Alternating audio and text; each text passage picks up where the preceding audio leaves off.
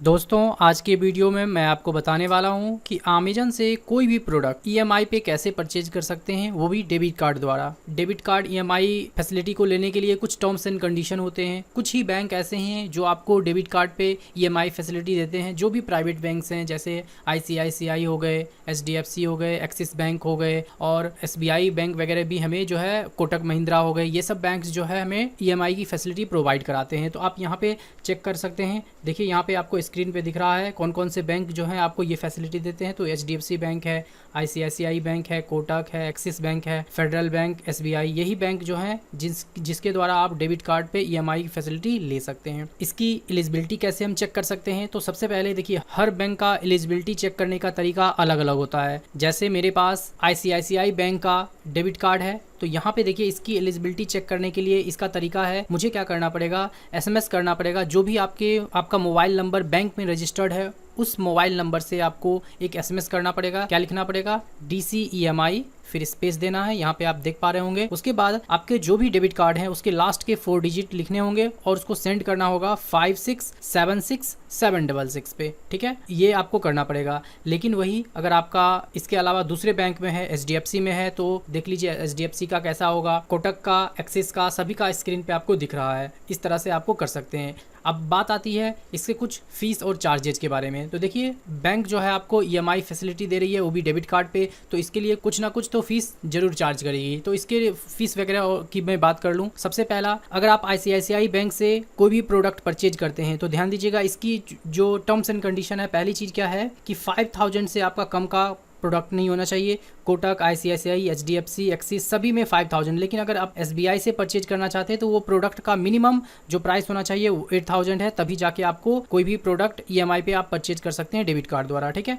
उसके बाद यहाँ प्रोसेसिंग फीस की बात कर लें तो बैंक जो है समय समय पे प्रोसेसिंग फी जो है चेंज करती रहती है। पहले जो है एचडीएफसी बैंक केवल 99 रुपीज़ प्रोसेसिंग फी चार्ज करती थी, लेकिन आज के समय में एचडीएफसी बैंक जो है 199 रुपीज़ प्रोसेसिंग फी चार्ज करती है। पहले आईसीआईसीआई 199 चार्ज करती थी, लेकिन आज के समय में केवल और केवल 99 रुपीज़ चार्ज करती है। तो ये बैंक हमेशा ये चेंज करते रहते हैं, इससे कोई प्रॉब्लम नहीं है। बाकी और भी बैंक आप देख सकते हैं, ICICI 99, Kotak 199, HDFC 199, axis bank सबसे ज़्यादा जो है एक्सिस बैंक चार्ज करता है। देखिए 9900 तक अगर आप परचेज करते हैं तो वो 99 प्रोसेसिंग फी लगेगा, लेकिन उसके बाद अगर आप 9901 रुपीज़ से एक्स्ट्रा ऊपर जाते हैं, 10,000 से ऊपर का जितना भी जाते हैं, 1% आपको चार्ज करते हैं बैंक। तो ये बहुत ज़्यादा हो जाता है। लेट सपोज कीजिए अगर आप 20,000 का प्रोडक्ट परचेज करेंगे तो बैंक आपको 200 रुपीज़ चार्ज करेगा। 40,000 का प्रोडक्ट परचेज करेंगे तो 400 चार्ज करेगा, इस तरह से। तो ये अपना बैंक का अपना एक अलग अलग चार्जेज हैं। ठीक है, फेडरल बैंक में कोई चार्ज नहीं लगेगा, एसबीआई में भी कोई चार्ज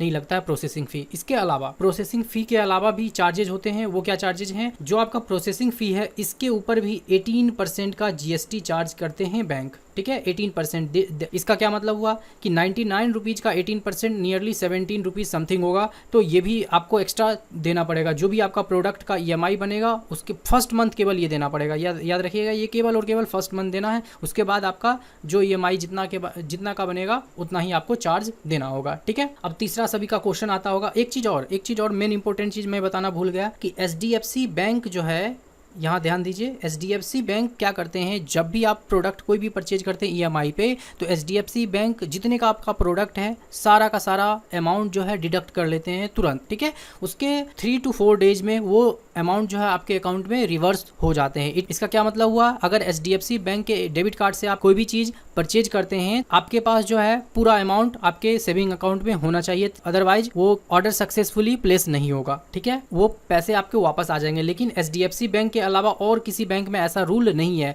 सिंपल, मैं अगर आईसीआईसीआई बैंक की बात करूं तो आईसीआईसीआई बैंक केवल 1 रुपीज़ चार्ज करता है ये चेक करने के लिए कि आपका डेबिट कार्ड एक्टिव है या नहीं, या कुछ भी जो भी है, 1 रुपीज़ ओनली चार्ज करते हैं। ठीक है, और बाकी कोई भी बैंक कोई भी चार्ज नहीं करते, सिर्फ 1 रुपीज़ चार्ज करते हैं। ठीक है, अब हम बात करें कि बैंक आपसे चार्ज कब करता है, किस समय ये चार्ज करते हैं। तो पहले चीज देख लीजिए, एचडीएफसी बैंक का चार्ज करने का कब, मान लीजिए कोई भी प्रोडक्ट अगर आप किसी भी मंथ के 1 से लेकर 19 जुलाई को परचेज करते हैं तो आपको जो फर्स्ट पेमेंट करना है वो 5 अगस्त को। और ध्यान दीजिए ये पेमेंट आपको करना नहीं होता है, आपके सेविंग अकाउंट से ऑटोमेटिक डिडक्ट हो जाते हैं। ठीक है, आपको सिंपली जो भी रीपेमेंट डेट है उस डेट को आपके पास अकाउंट में बैलेंस होना चाहिए। ठीक है, अगर आपने 20 से लेकर 31 जुलाई तक परचेज किया है तो वो मीन्स नेक्स्ट मंथ में 5 सितंबर को कंप्लीट होगा, नेक्स्ट के नेक्स्ट मंथ में। यहाँ पे एग्जांपल के लिए दिया हुआ है, अगर आप 20 जुलाई से लेकर 31 जुलाई तक के बीच में परचेज करते हैं तो आपको नेक्स्ट के next month, it means nearly आपको मोर देन 45 डेज भी मिल जाते हैं। ठीक है, आईसीआईसीआई में भी वही रूल है, 1 से 15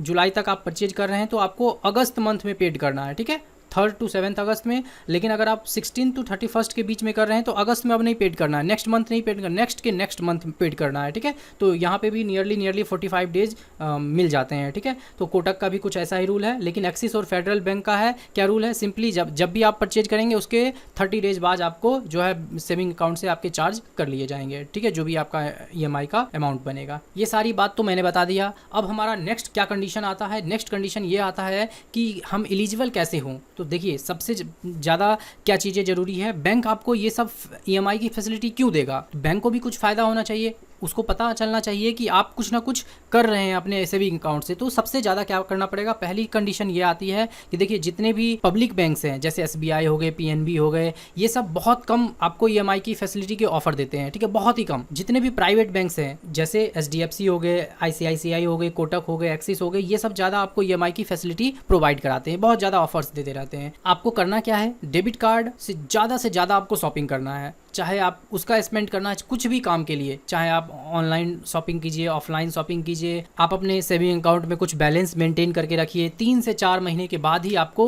debit card EMI facility provide कराता है बैंक। ये नहीं कि कल बैंक अकाउंट ओपन किए और हम एलिजिबिलिटी चेक कर रहे हैं तो आपको नहीं मिलने वाला है, इस चीज़ का ध्यान रखिएगा। आपको कम से कम मोर देन 1 क्वार्टर, मैंने बता ही दिया, 4 मंथ आपको वेट करना है, तभी बैंक जो है आपको आप कैसे स्पेंड करते हैं इस चीज़ को चेक करने के बाद बैंक जो है डेबिट कार्ड EMI की फैसिलिटी देता है। ठीक है, एलिजिबिलिटी चेक करने के लिए मैंने पहले ही बता दिया है कि आपको यहाँ पे SMS करना पड़ेगा। अब देखिए एक चीज और यहाँ पे दिया हुआ है, यहाँ पे कोई भी हिडन चार्जेस नहीं है। आप 1 to 12 मंथ कोई भी EMI फैसिलिटी सेलेक्ट कर सकते हैं, 100% ऑनलाइन है, कोई बैंक जाने की जरूरत नहीं है। समय समय पे जो है बैंक आपको EMI पे कुछ डिस्काउंट वगैरह भी देती रहती है। ये सारी चीजें जो है आप फैसिलिटी का फायदा उठा सकते हैं। अब बात आती है कि हमको परचेज कैसे करना है, तो सिंपली देखिए ये स्क्रीन आपको कब आएगा, सिंपली आप जो सर्च बार है, जो भी आपका अमेजन ऐप होगा, आप अगर आपने अपडेट नहीं किया तो अपडेट कर लीजिएगा, तभी आपको इस तरह का इंटरफेस देखने को मिलेगा। ठीक है, तो यहाँ पे सिंपली सर्च बार में जाना है और यहाँ पे आपको लिख देना है डेबिट कार्ड EMI।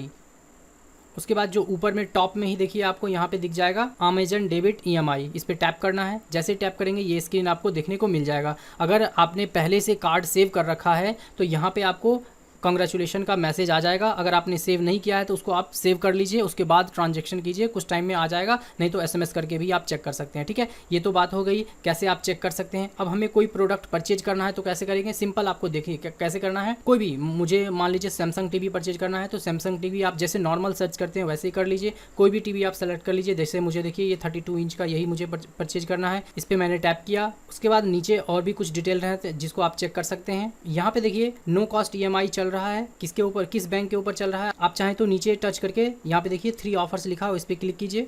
यहाँ पे देख लीजिए ICICI बैंक पे जो है नो कॉस्ट EMI चल रहा है, यानी इस पे कोई भी इंटरेस्ट चार्ज नहीं लेगा बैंक मुझसे। ठीक है, और भी बहुत सारे क्रेडिट कार्ड पे चल रहे हैं, मुझे तो डेबिट कार्ड से मतलब है, तो ICICI बैंक से परचेज करना अभी बेनिफिशियल है, हमें जो इंटरेस्ट वो नहीं देना पड़ेगा। सिंपली आपको क्या करना है, बाय नाउ पे क्लिक कर लेना है, यहाँ पे एड्रेस वगैरह सेलेक्ट कर लेना है। उसके बाद आपकी डिलीवरी कब होगी, आप कब चाहते हैं, यहाँ से डेट वगैरह भी सेलेक्ट कर सकते हैं। देखिए 5 अगस्त मुझे शो हो रहा है, मैंने इसको सेलेक्ट किया, कंटिन्यू पे क्लिक कर रहा हूँ। यहाँ पे फिर से आपको कंटिन्यू पे क्लिक कर लेना है। उसके बाद यहाँ पे देखिए बहुत सारे जो है यहाँ पे ऑप्शन आपको देखने को मिल जाएगा। देखिए मैंने जो है यहाँ पे कई सारे पेमेंट ऑप्शन सेलेक्ट कर लिए। देखिए मेरे पास SBI का भी एक है, लेकिन यहाँ पे कुछ भी ऑप्शन नहीं दिखाई दे रहा है। ठीक है, अब यहाँ पे देखिए ऊपर की साइड में ICICI बैंक का है, तो यहाँ पे मुझे डेबिट कार्ड EMI की फैसिलिटी मिली हुई है, इसलिए यहाँ पे नीचे लिखा हुआ है क्या, नो कॉस्ट EMI। देखिए अगर ऐसा लिखा हुआ है इट मीन्स आप समझ जाएगा इस कार्ड पे अवेलेबल है EMI की फैसिलिटी। तो मुझे क्या करना है, इस पर टैप करना है। उसके बाद यहाँ पे देखिए पे इन फुल लिखा हुआ है, तो इसके जगह पे आपको